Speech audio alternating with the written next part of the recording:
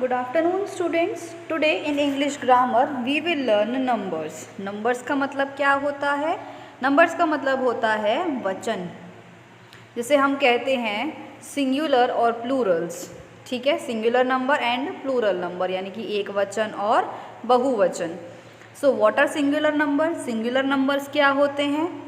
एक वचन, it shows one noun. एक वचन को हम सिंगुलर नंबर बोलते हैं और ये क्या शो कर रहा है? एक नाउन शो कर रहा है. यह एक संज्ञा को प्रकट करता है. ये किस चीज़ को शो करता है? एक नाउन को, यानी कि एक संज्ञा को. कोई भी चीज़ जब सिंगल होती है, एक होती है, तो उसे सिंगुलर नंबर कहते हैं और हिंदी में उसे एक वचन कहते हैं, क्योंकि वो एक होता है.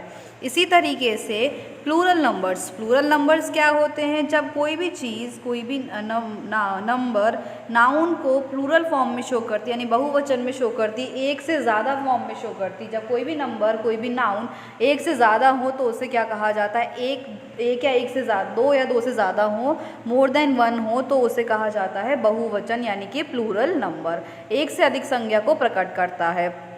अब यहाँ पे सिंगुलर नंबर और प्लूरल नंबर के कुछ रूल्स होते हैं. अभी हमने देखा कि सिंगुलर को प्लूरल में कन्वर्ट किया जाता है. सिंगुलर क्या होता है? जब नाउन एक होता है, सिंगल होता है, उसे सिंगुलर कहते हैं. और जब दो या दो से ज़्यादा होते हैं नाउन्स, तो उसे प्लूरल कहा जाता है, जैसे कि एक वचन और बहुवचन. अब यहाँ पे सिंगुलर को प्लूरल में कन्वर्ट करने के कुछ रूल्स होते हैं. फर्स्ट रूल आपको दिया गया है एक वचन से बहुवचन बनाने के नियम. रूल नंबर फर्स्ट है बाय एडिंग एस, संज्ञा के अंत में एस जोड़कर. कुछ ऐसे नाउन होते हैं जिनमें हम सिर्फ एस ऐड कर देते हैं तो वो प्लूरल बन जाते हैं, जैसे कि टेबल का हो जाएगा टेबल्स और बुक का हो जाएगा बुक्स. इनमें हमने क्या किया? सिंपल एस जोड़ दिया, तो ये क्या बन गए? आपके प्लूरल बन गए.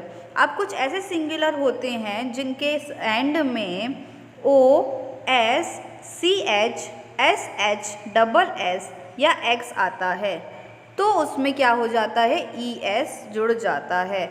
जिन सिंगुलर्स के एंड में, मतलब जो आपको सिंगुलर दिया हुआ है, जो सिंगुलर नाउन दिया हुआ है, उसके एंड में अगर O, S, C H, S H, double S या एक्स आता है, तो वो क्या बन जाता है? वो ई एस बन जाता है. यानी कि फिर हम उसमें एस नहीं जोड़ते, फिर हम उसमें ई एस जोड़ के उसको प्लूरल बनाते हैं. जैसे कि यहाँ पे आपको दिया हुआ है क्लास, तो क्लास के एंड में डबल एस है, तो इसका प्लूरल होगा क्लासेस, इसमें ई एस ऐड होगा. इसी तरीके से बेंच के एंड में सी एच है, तो इसका प्लूरल बेंचेस होगा, B E N C H E S, इसमें ई एच ऐड होगा. बॉक्स के एंड में एक्स है, तो इसका बन जाएगा बॉक्सेस, BOXES, बॉक्सेस. हम और एग्जाम्पल्स ले सकते हैं, जैसे कि हमने एग्जाम्पल लिया टच, TOUCH, CH है, तो ये क्या बन जाएगा? टचेस. ठीक है. वॉश, हमने लिया वॉश का क्या हो जाएगा? SH है, तो WASHES, वॉशेस. इस तरीके से ऐसे सिंगुलर्स जिनके एंड में O, S, CH, SH, double S या एक्स दिया है, तो उसमें प्लूरल में क्या जुड़ता है? ई एस जुड़ता है. Now come to the rule number 3, which is यदि संज्ञा नाउन के अंत में वाई हो और उससे पहले कॉन्सोनेंट हो, तो वाई आई में बदल कर ई एस जोड़ते हैं.